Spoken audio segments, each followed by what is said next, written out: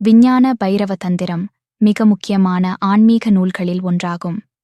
கடவுளை எப்படி அடைவது என்ற நோக்கத்திற்காக எழுதப்பட்டுள்ளது. சாதாரண மனிதர்கள் ஆத்ம நிலையை உணர விரும்பும்போது என்னென்ன கேள்விகளாம் கேட்கணும்னு தோன்றுமோ அதையெல்லாம் தேவி பார்வதி தனது கணவன் சிவபெருமானிடம் மனிதர்கள் நன்மைக்காக தனியாக வடிவம் பெற்று கேட்கிறாங்க.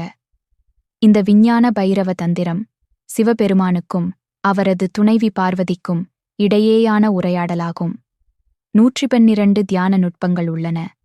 இந்த 112 தியானங்கள குறைந்தபட்சம் ஒரு நுட்பம் உங்களுக்கு கண்டிப்பா பொருத்தமா உணர்வீங்க.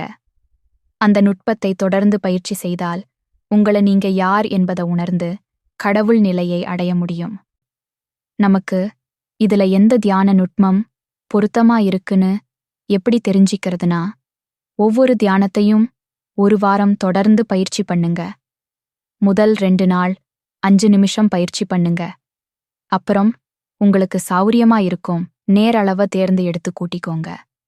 எந்த தியானம் செய்யும்போது நமக்கு அமைதியா எந்த எண்ணோட்டமும் இல்லாம ரொம்ப நேரம் இருக்க முடியுதோ, எது செய்யும்போது ஆனந்தமா இருக்கோ, எந்தவித அசௌரியமும் இல்லாமல் இருக்கோ, எதுல சீக்கிரம் எண்ணங்கள் அற்ற நிலையில் இருக்க முடியுதோ, இது மாதிரி ஒவ்வொருவருக்கு ஒவ்வொரு மாதிரி தியானம் புதிதா ஆரம்பிக்கிறச்ச திருப்தி கொடுக்கும்.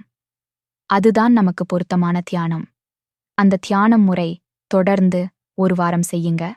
அமைதி நிலையில் திருப்தியாக இருக்க முடிஞ்சா அதையே தொடர்ந்து பயிற்சி செய்ங்க.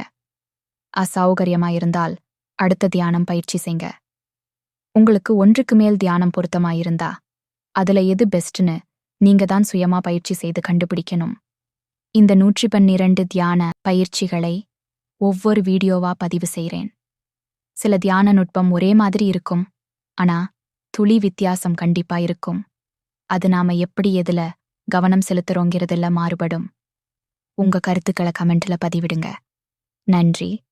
அடுத்த பதிவுல முதல் தியான நுட்பம் பயிற்சி